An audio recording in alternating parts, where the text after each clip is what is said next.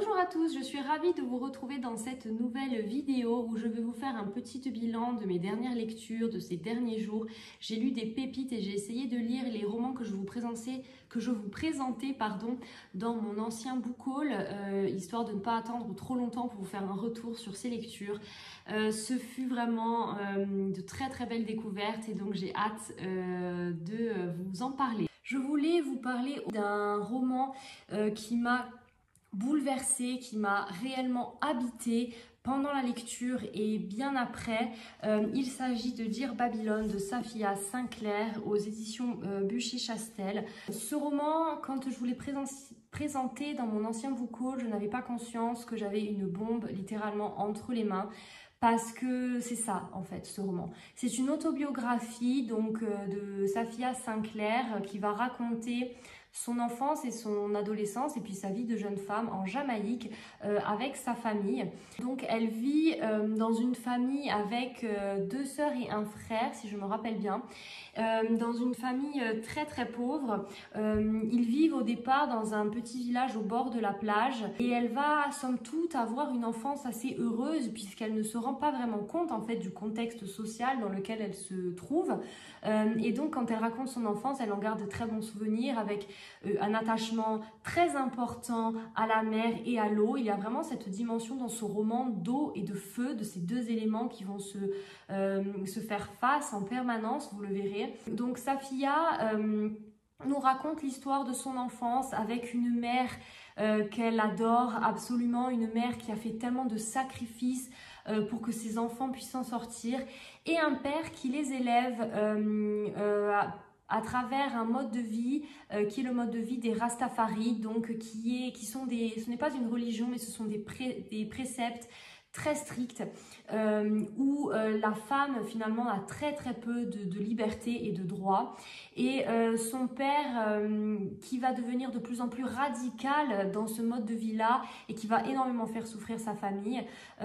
Au début du récit, elle nous raconte l'histoire de ses parents, comment ils se sont rencontrés, quel genre d'enfance ils ont eu, et donc on comprend que le père est finalement quand même quelqu'un d'assez traumatisé par ce qu'il a vécu et il va le faire payer à sa famille. C'est un roman qui est très violent mais qui monte crescendo, c'est-à-dire qu'au départ ça va encore, mais par contre quand Safia va devenir une jeune femme et qu'elle va vouloir se rebeller et découvrir qui elle est par elle-même, à ce moment-là le père va devenir très violent. Donc je préfère vous prévenir, il y a des scènes assez difficile à lire dans ce roman, mais Safia Sinclair va s'attacher à nous expliquer quels sont les préceptes Rastafari, que veut dire être un Rasta en Jamaïque, quelles sont la culture, le mode de vie, les traditions, et qu'est-ce que veut dire Babylone? Babylone qui est un terme utilisé donc par les Rastafari pour mentionner, pour nommer les Occidentaux, la culture occidentale, les Blancs. Donc c'est un livre où on en apprend beaucoup sur la Jamaïque, sur cette culture, ce mode de vie. Et en même temps, on va suivre Safia qui au départ vit dans une espèce de propagande quand elle est enfant avec son père, où elle va avoir vraiment un lavage de cerveau, puisque en fait c'est un culte que le père va inculquer à ses enfants, vraiment le culte Rastafari, hein, c'est presque ça. Et puis petit à petit, quand elle va grandir, elle va se rendre compte finalement des contradictions, de tout ce qui sonne faux, de tout ce qui ne va pas dans ce mode de vie-là. Et puis elle va avoir une enfance très difficile, elle va être très malheureuse parce que son père va la couper vraiment de tout le monde, il va décider de tout pour elle et pour sa famille. Ils ne vont pas avoir beaucoup d'amis, ça va être un combat permanent. Et ce qui m'a frappée, c'est avec quelle force elle va vouloir s'en sortir. Elle va étudier d'arrache-pied parce qu'elle sait que son seul moyen de s'en sortir, c'est de partir de la Jamaïque et des griffes de son père, de sortir de sous la coupe de ce père castrateur en fait, hein. Et donc c'est un roman poignant et on a ces deux personnalités, ce père donc très toxique et cette mère qui va tout donner pour ses enfants, qui va leur donner le goût de l'étude et le goût de la littérature. Et on voit bien dans ce livre à quel point les livres peuvent changer une vie. Et donc Safia, elle ne va avoir de cesse d'essayer de se chercher, de se trouver en tant que femme, qui elle est sans être une rasta. Et c'est vraiment cette quête existentielle qui va la poursuivre tout le long de son existence et c'est extrêmement bien mené, c'est très très bien écrit. On va assister à la libération de cette jeune femme petit à petit en essayant de s'imposer et de tuer tout ce qui est le symbole des Rastafari, notamment je pense aux dreadlocks. Vous le verrez si vous lisez ce livre à quel point les dreadlocks qui lui ont été imposés, qu'elle déteste et qui sera pour elle une libération le jour où elle pourra enfin les couper, mais avant d'en arriver là, elle va devoir vraiment se battre contre tous ces démons. C'est un récit qui est poignant, que j'ai adoré, que je ne peux que vous conseiller, que j'ai lu extrêmement vite parce que je voulais absolument savoir ce qui allait arriver à cette jeune femme et en même temps je voulais pas le finir parce que je voulais rester avec elle. Il m'a fait énormément réfléchir, j'en ai appris beaucoup sur la culture Rastafari, sur la Jamaïque et puis surtout on se dit mais comment elle va s'en sortir, comment elle va faire, on a cette force qu'elle a, elle veut devenir poétesse, elle veut devenir écrivaine il est magnifique ce roman, il est magnifique. Vraiment, la vie de cette jeune femme est incroyable et encore une fois, même si c'est un récit qui est très difficile à lire, je trouve qu'il est important et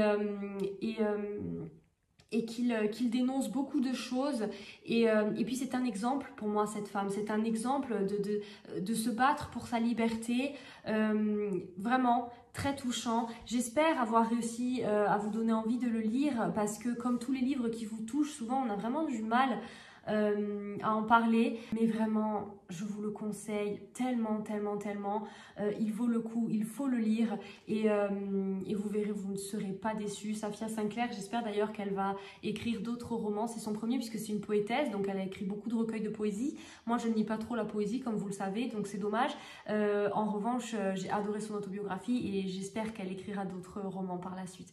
Mais vraiment, d'ailleurs, je vous conseille à la lecture de ce roman d'aller écouter ses interviews littéraires, ses podcasts, parce que c'est passionnant. Moi, j'étais tellement habitée par son histoire que quand j'ai fini le livre, j'ai eu besoin d'en savoir davantage encore. Et donc, je suis allée un peu chercher les informations et c'était très intéressant. Donc, vraiment, Dire Babylone, récit puissant qu'il faut lire. Ensuite, j'ai lu L'épouse du maître sucrier de Maïté Ousseda aux éditions Hauteville. Celui-ci, je vous en ai aussi parlé dans le dernier book haul sur ma chaîne. J'ai beaucoup aimé cette lecture. J'ai lu d'abord celui-ci et ensuite j'ai lu Dire Babylone. Et c'est sûr que si je compare les deux, Dire Babylone a vraiment une puissance d'écriture, une force de frappe beaucoup plus importante évidemment, puisque ici on est sur un roman avec des personnages fictifs, donc évidemment ça n'a pas la même portée, mais au demeurant c'est un très beau roman et qui peut être dur à lire, en fait qui va monter en puissance petit à petit, parce qu'on est quand même dans un contexte d'esclavage, donc évidemment il y a des moments qui sont très difficiles, évidemment il y a de la violence, il y a de la maltraitance sur des gens de couleur, donc évidemment ce n'est pas un roman non plus très facile à lire. Je préfère prévenir aussi, il y a quand même des scènes très difficiles, de toute façon quand on lit des ouvrages sur la période du colonialisme, de l'esclavage, bah souvent et évidemment hein, on est face à des scènes difficiles. Ici, on se retrouve en 1894 à Colombres, dans le nord de l'Espagne, dans les Asturies. On suit une famille, celle du docteur Justino Altamira, qui a une fille qui s'appelle Mar et qui n'a qu'un but dans la vie, c'est devenir médecin comme son père. Elle est téméraire, elle est courageuse, elle est ambitieuse, mais évidemment, elle est née à la mauvaise époque puisque à cette époque-là, les femmes ne pouvaient évidemment pas travailler ou devenir médecin, encore moins. Et donc elle va quand même poursuivre son rêve et travailler auprès de son père, même si elle ne sera jamais considérée comme un médecin alors qu'elle a tout autant les compétences, mais elle travaillera aux côtés de son père et elle refusera de se marier. Et quand on la suit, on débute l'histoire, elle a 30 ans. Un jour, une lettre arrive d'une colonie espagnole, Cuba, et cette lettre provient de Frisia, qui est une propriétaire de plantation, ou plutôt la femme d'un propriétaire donc d'une plantation. Et dans cette lettre, Frisia demande à ce qu'on lui trouve une femme pour son maître sucrier. Alors évidemment, tous les regards se tournent vers Mar, qui est issue d'une très bonne famille, mais Mar refuse d'épouser un inconnu. Et donc le prêtre va commencer à chercher des jeunes filles dans les campagnes, donc pour accéder à la requête de Frisia, qui a une influence certaine en Espagne et notamment dans la colonie cubaine. À cette époque, peu de jeunes filles souhaitent s'expatrier dans la colonie cubaine des Antilles, car les maladies sont nombreuses et les conflits pour l'indépendance de l'île menés par la population locale font rage et ne cessent d'augmenter. On en entend parler de plus en plus de toutes ces rébellions. Le prêtre finira par trouver Paulina, qui est une jeune veuve très pauvre qui vit chez son oncle et sa tante et qui n'a d'autre choix que d'accepter cette proposition. Frisia, entre-temps, offre une proposition très alléchante à Justino, donc le médecin, puisqu'elle a besoin d'un médecin dans la plantation pour pouvoir s'occuper de tout son personnel, puisqu'ils n'ont qu'un médecin et ce n'est pas suffisant. Elle lui offre un salaire qui est très difficile de refuser, et de plus, Justino a quand même l'idée de se former pour guérir les maladies tropicales, et donc il pense que c'est une chance pour lui, pour sa carrière et pour sa famille, et donc il décide de partir avec sa famille à Cuba. Démarre alors une aventure qui vont changer leur vie à tous, et Paulina va voyager aux côtés de Mar pendant cette traversée, et tout le long du roman, elles vont être côte à côte puisqu'elles vont vivre au sein de la même plantation. Là-bas, le mal côtoie l'injustice, et si l'esclavage vient d'être aboli, la population noire des colonies est toujours maltraitée. Mar va rencontrer une jeune fille, Solita, qu'elle va prendre sous son aile. Et d'ailleurs, le lien qui va se tisser entre cette jeune femme et cette petite fille est très touchant. Moi, ça m'a vraiment beaucoup touchée et je me suis beaucoup attachée à Solita. Alors Mar, c'est une héroïne qui a évidemment, vous l'aurez compris, des idées pour l'époque révolutionnaire, très féministe. Et donc, toute la question est comment va-t-elle survivre dans cette ambiance de feu et de sang où tous les principes moraux sont bafoués finalement. La construction des personnages est très bien réalisée, la perversion y est excellemment relatée, puisque il y a des personnages qui font horreur. On aime, on déteste, on s'insurge, on s'attache à certains personnages. Vraiment, on passe par tous les sentiments dans ce roman. Et toute la question qui se pose, c'est évidemment à la veille de l'indépendance de l'île, alors que la révolte gronde parmi les ouvriers de la plantation. Justice sera-t-elle donnée? Donc c'est un roman vraiment haletant que vous ne pourrez plus lâcher. Moi je l'ai lu très rapidement, bien que ce soit une brique. Il fait 500 pages. Il est vraiment 500 pages, mais vraiment c'est écrit petit, enfin il est vraiment gros, mais j'ai adoré me plonger dans cette histoire. Alors je vous dis, hein, le début du roman est assez soft, ça va. Par contre, plus on rentre dans l'histoire, plus on rentre dans le quotidien dans cette plantation, qu'on voit, qu'on s'attache aux personnages et qu'on voit de la manière dont sont traités certains personnages. Il y a des scènes qui peuvent être très difficiles, mais vraiment j'ai adoré. J'ai adoré vraiment l'histoire, les péripéties, comment est construit le récit. On s'attache au personnage, encore une fois, comme je vous le disais. Et c'est un roman palpitant qui m'a beaucoup touchée également. Et donc voilà, je vous le recommande chaudement. Moi, c'était la première fois que je lisais sur Cuba. Et j'ai adoré, vraiment. Donc, L'épouse du maître sucrier, vraiment foncé. C'est aussi une très belle écriture. J'ai bien aimé l'écriture. Alors, dire Babylone, c'est un niveau supérieur, ça c'est indéniable. Mais au demeurant, ça a été quand même très agréable à lire. Belle écriture, donc vraiment foncé. Ensuite, je souhaitais vous parler de Les larmes de la liberté de Kathleen Grissom, pareil que je vous ai présenté dans mon book haul. Celui-ci, je l'ai beaucoup aimé également.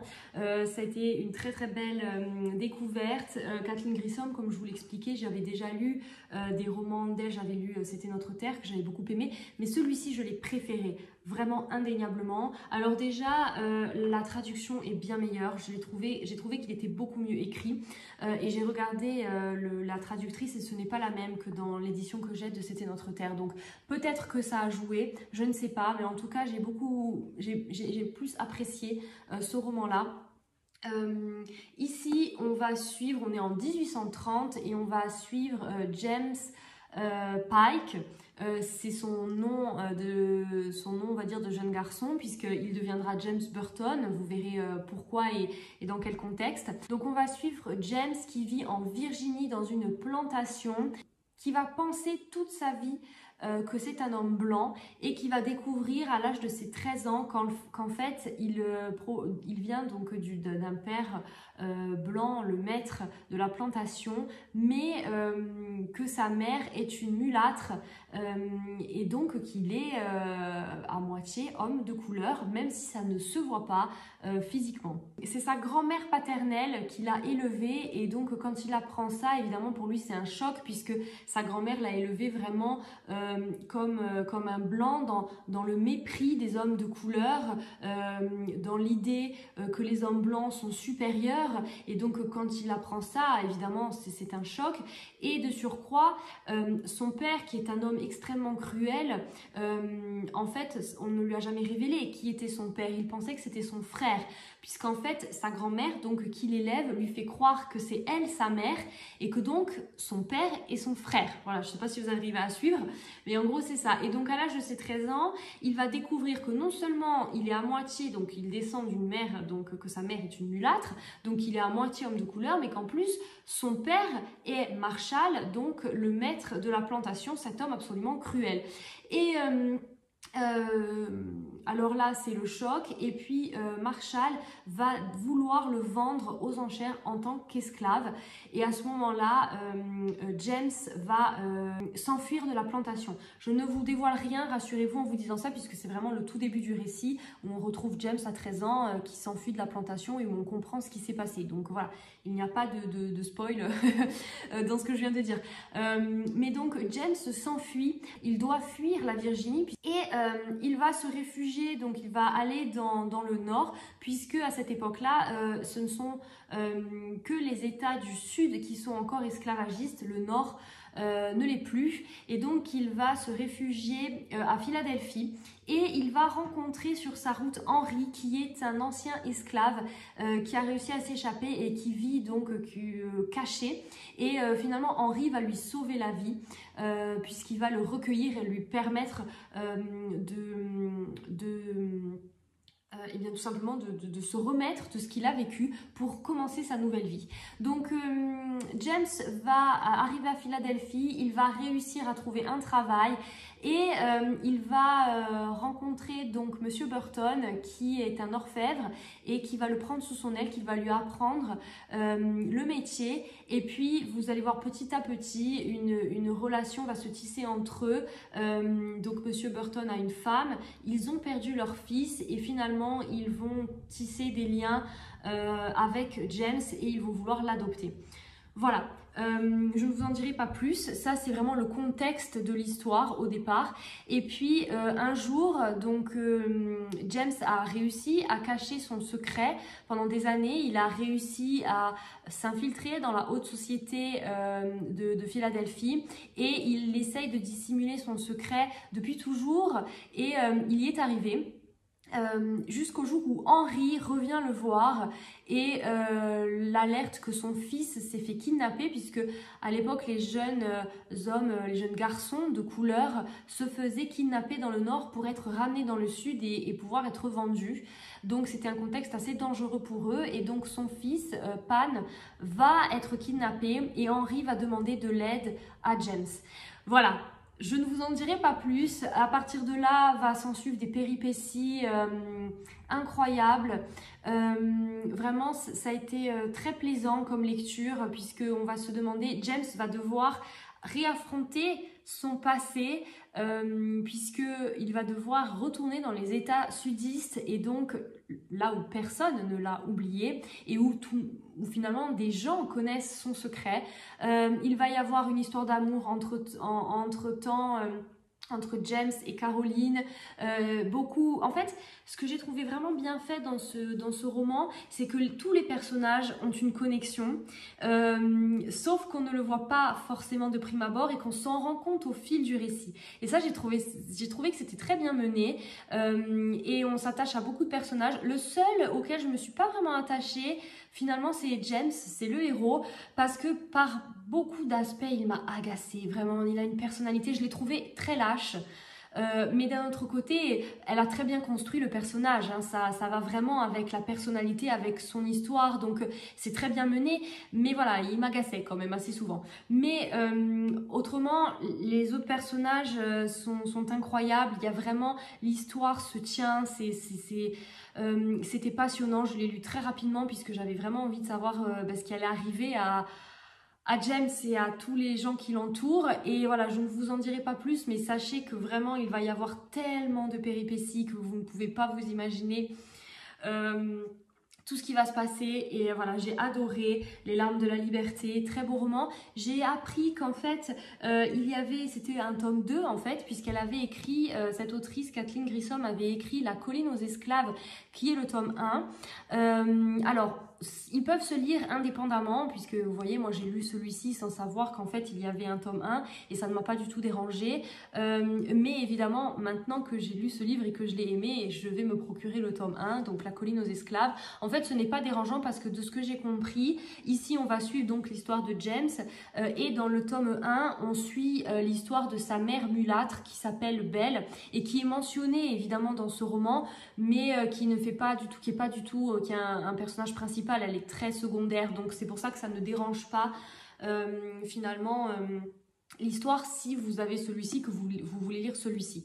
Voilà, mais bon, si vous avez l'occasion, c'est peut-être mieux de les lire dans l'ordre, mais bon, voilà, moi ça ne m'a pas dérangé, je vais lire maintenant le premier tome, et voilà, mais en tout cas, Les larmes de la liberté, vraiment, je vous le conseille chaudement. Ensuite, j'ai lu La délicatesse de David Fuenquinos aux éditions Folio.